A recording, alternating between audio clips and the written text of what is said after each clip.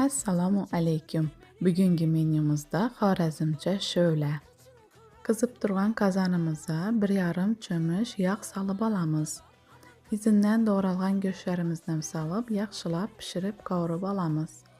Go'shtlarimiz yaxshilab pishib chiqqandan keyin ustidan piyozlarimizni solib, piyozimizni ham yaxshilab qizartirib qovurib olamiz.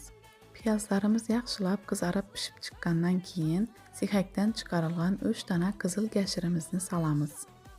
Gashirlarimiz maromina yetib pishib chiqqandan keyin ustidan yuvilgan alanga brunchimizni solamiz. Qaynab turgan suvimizni ham solib, yaxshilab qaynatib olamiz. Ovqatimizni ham tuzlarini tabimizga ko'ra solib, past olovda sho'lamizni miltildatib qaynatib qo'yamiz. Ovqatimizni brunchlari pishib yetilgandan keyin qapqog'ini bosirib 15-20 minut damini qo'yamiz. Pishib chiqqan sho'lamizni ham tovaga solib, xohishga ko'ra salatlar bilan dasturxonimizga tortamiz. Yoqimli ishtaha!